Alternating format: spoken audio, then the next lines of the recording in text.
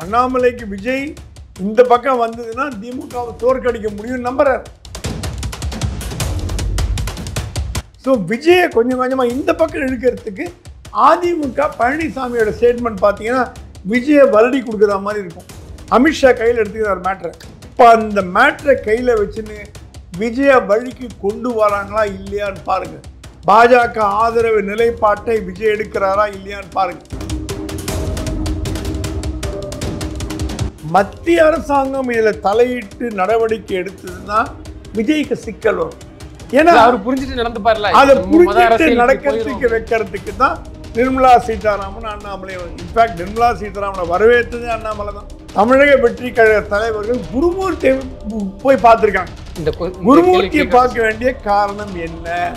மத்திய அரசாங்கத்துக்கு இணக்கமாக போகிறதுக்கு.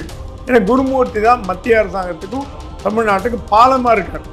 குருமூர்த்தியை சென்று சந்தித்ததன் நோக்கம் அதிமுக, பாஜக, தமிழக வெற்றிகள் அந்த மூணு சேரும், எல்லாம் ஒண்ணா சேரும். ஒரே புள்ளி திமுக எதிர்க்கணும் வர. ஆமா, திமுக எதிர்க்கணும் வரக்கூடாது. அவர் சொல்லுவாரு,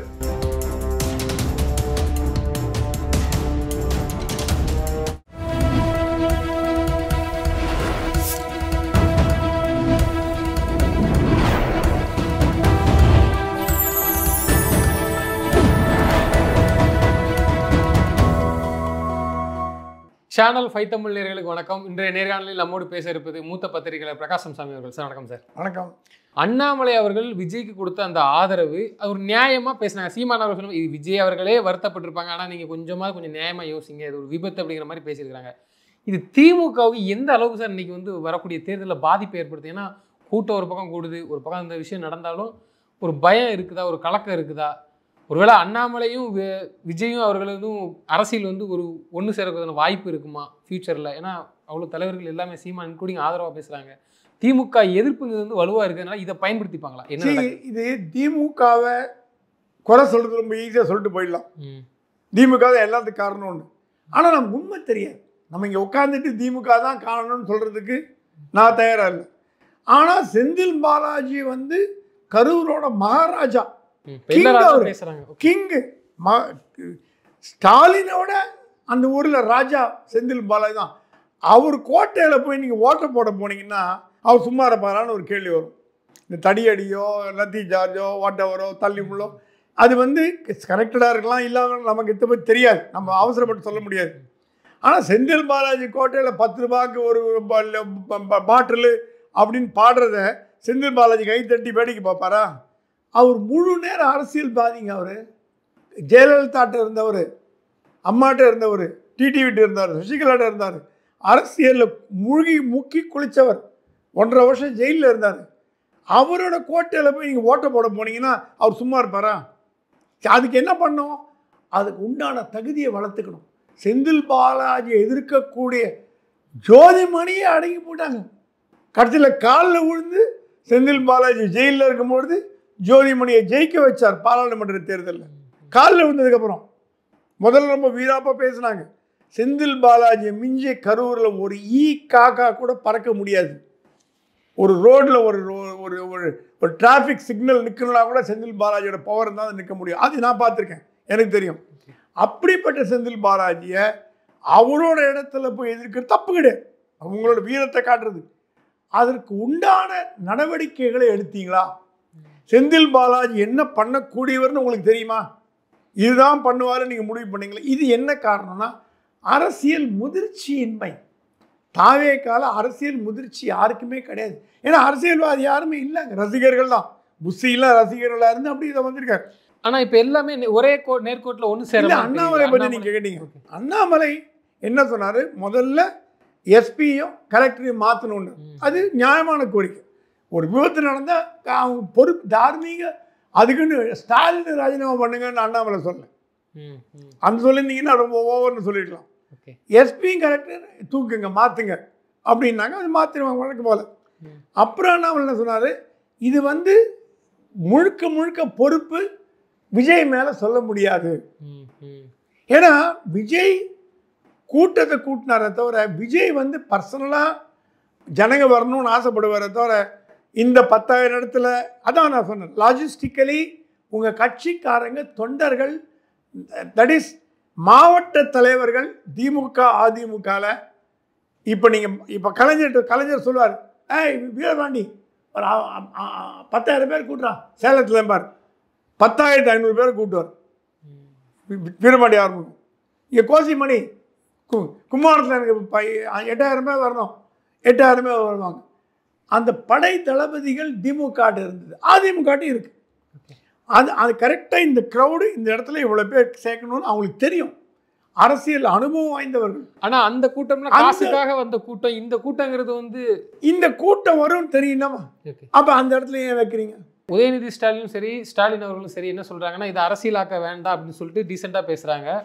மித்த கட்சிகள், கூட்டணியில் இருக்க கட்சிகள், திமுகவுடைய கூட்டணி கட்சிகள்லாம் விமர்சனம் கடுமையாக இருக்கிறாங்க. விசிகாவை சேர்ந்த இருக்கட்டும், கம்யூனிஸ்ட் கட்சியாக இருக்கட்டும். ஆனால் அண்ணாமலை அவர்களும் சீமான் அவர்களும் இன்க்ளூடிங் திமுக முத கொண்டு என்ன சொல்கிறாங்கன்னா, அதை அரசியலாக்க வேண்டாம், இது விஜயே பார்த்துருந்தாலும் வருத்தப்பட்டிருப்பாரு.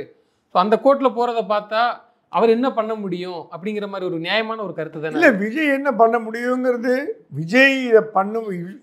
இந்த மரணத்திற்கு காரணம் விஜய் மட்டுமே நான் சொல்ல மாட்டேன். அந்த ஸ்டாண்ட் எடுக்க மாட்டேன். பல்வேறு காரணிகள் இருக்கு. யாராவது சொன்னாங்க பவர் ஆஃப் பண்ணாங்க, அதுக்கு ஒரு ரீசன் கொடுத்தாங்க. நாளைக்கு ஷாக் அடிச்சு 2 பேர் செத்து போயிட்டு என்ன சொல்றீங்க, அரசாங்கம் எங்களை கவனிக்கல, அரசாங்கம் தப்பு பண்ணிடுச்சு, பவர் ஆஃப் பண்ணல, ஷாக் அடிச்சு செத்து போட்டு. இப்படி போனாலும் கஷ்டம், அப்படி போனாலும் கஷ்டம், 2 பக்கம் கஷ்டம். திமுகவுக்கு விஜய அதுக்குன்னு விஜயை வந்து ஆதரித்து அவர் கூட்டம் பிரமாதமாக நடக்கணும், விஜய்க்கு 10 லட்சம் பேர் வரணும்னு ஆசைப்படுற எண்ணம் திமுக கிடையாது. அதே நேரத்தில் ஒரு அரசாங்கம் செய்ய வேண்டிய காரியங்களை அரசாங்கம் செய்திருக்கு. இன்னைக்கு கேட்ட இடத்த கொடுக்க முடியாதுனாங்க, வேறு ஏதோ கேட்டாங்க. இப்போ இது வந்து சகஜங்க. அதிமுக பீரியட்லேயும் அரசியல் திமுக கேட்ட இடத்த கொடுக்கல. எனக்கு தெரியும் இந்த இடம் முடியாதுன்னுச்சு. மெட்ராஸில் வந்து எங்கே ப்ராப்ளம் இருந்தாலும் வள்ளுவர் கோட்டை கிட்ட இருக்கிற இடத்துல தான் போராட்டம் பண்ண முடியும். ஒரு சின்ன சந்து மாதிரி இருக்கும் வள்ளுவர் கோட்டை பக்கத்தில், அங்கே தான் போராட்டம் பண்ண முடியும். அந்த மாதிரி சின்ன இடமா கொடுப்பாங்க.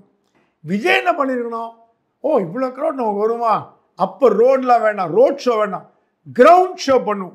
ஒரு பெரிய ஒரு 10 ஏக்கர் எடுறா, ஒரு 5 மணி நேரத்துக்கு வாடகை எடு, எல்லாரையும் கூப்பிடு, மாநாடு மாதிரி போடு.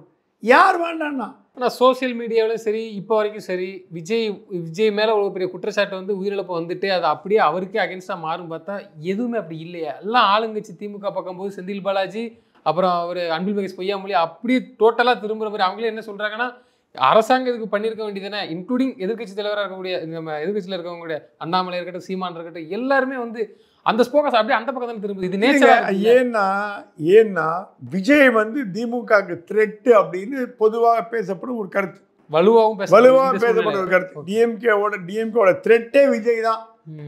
அதிமுகவை விஜயை கண்டு தான் திமுக பயப்படுதுன்னு பேசுறாங்க.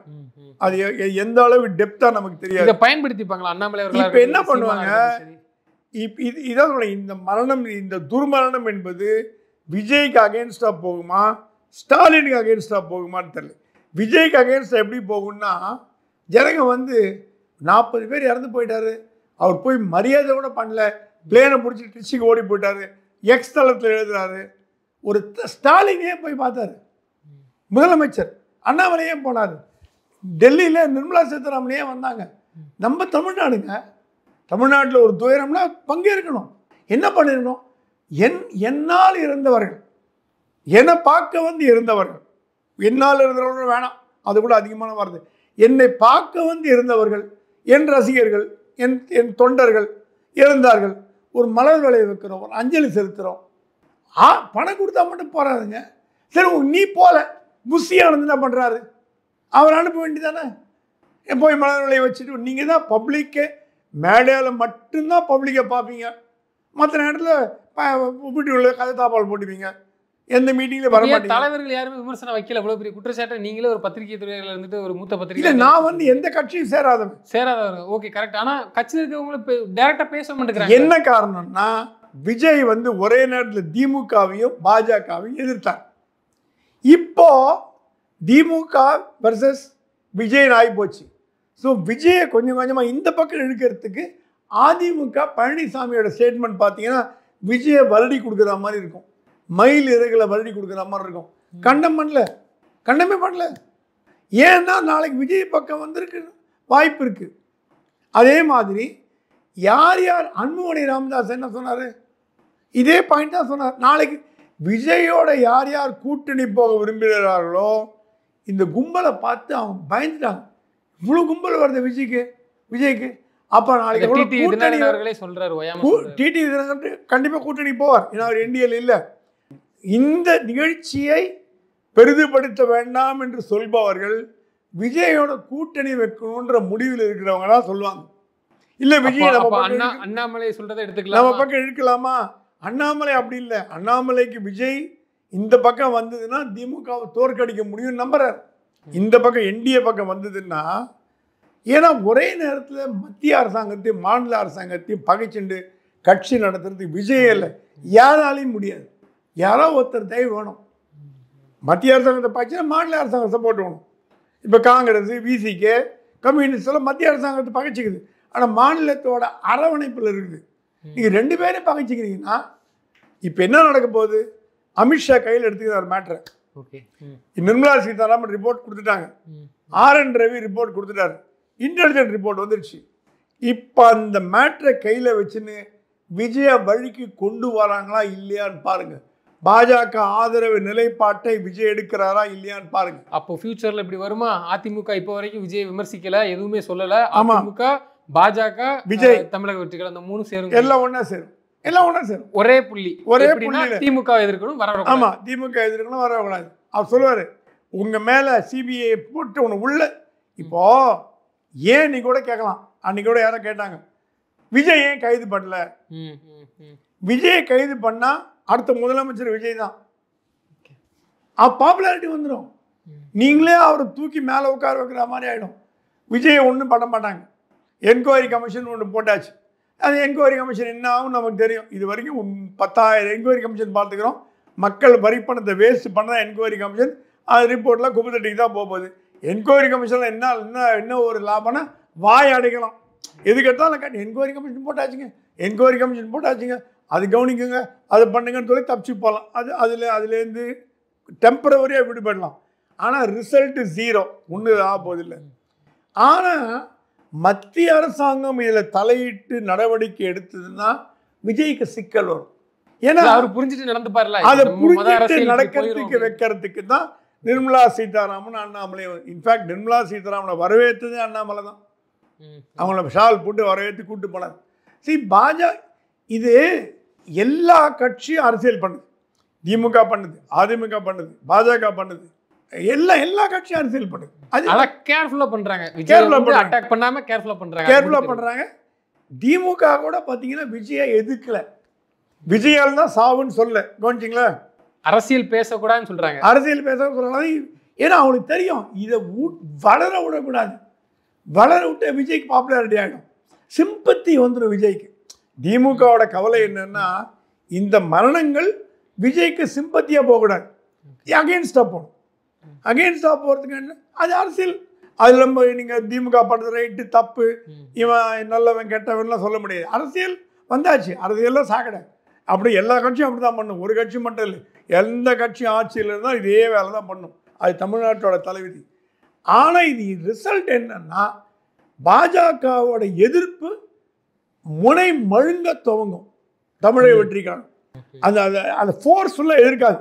எடுத்தவுடனே நாளைக்கு மோடி வாழ்க அப்படின்னு விஜய் சொல்லுவார் எதிர்பார்க்காதீங்க, சொல்ல மாட்டார். மோடியை திட்டத்தை குறைச்சிப்பார், அதிமுக திட்டத்தை குறைச்சிட்டார், அதிகம் ஒன்றும் பேசுறதில்லை, ஒரு அளவு குறைச்சாச்சு. திமுக முழு மூச்சா எதிர்ப்பார். அதுதான் இவங்க 2 பேருக்கு போகணும். எல்லாத்துக்குமே கலர் இருமுனை போட்டி தானே விரும்புறாங்க. இருமுனை போட்டி தான் விரும்புறாங்க. அதான் இவங்க பாஜகவோட அதிர்ஷ்டம். இந்த மாதிரி ஒரு சம்பவம் நடந்து போச்சு. அது எப்படி கேபிட்டலைஸ் பண்ணுமோ அது அமித்ஷா மூளை உள்ளவர் லவக்குன்னு பிடிச்சி விஜய் எங்க பக்கம் சப்போர்ட் பண்றீங்களா, இல்ல நடவடிக்கை பாஞ்சு உங்க மேல இருந்து ஆக்ஷன் எடுக்கட்டுமா? ஸ்டாலினுக்கு முன்னாடியே அவர் பண்ணிடுவார். ஸ்டாலின் அவர் கைது பண்ணுறதுக்கு முன்னாடியே சிபிஐலேருந்து நாங்கள் எதாவது பண்ணுறோமா வேறு. அதுக்கு தான் விஜய் தரப்புலேருந்து சிபிஐக்கு மாற்றுங்கன்னு சொல்லி கேட்குறாங்க. இவங்களே முன்னே போகிறது சிபிஐக்கு மாற்றுங்கன்னு சொல்லி கேட்குறாங்க. அமித்ஷா மனசு வச்சாருன்னா விஜய்க்கு தொந்தரவு கொடுக்க முடியும். என்ன மாதிரி தொந்தரவுன்னு நமக்கு தெரியாது. ஸோ இதில் இந்த விஷயத்தில் பார்த்தீங்கன்னா பாஜகவும் அதிமுகவும் இன்டைரக்டாக பெனிஃபிட் அடையுது விஜயை பக்கம் இழுக்கிறது. இந்த சம்பவம் ஒரு துயரமான சம்பவம் தான்.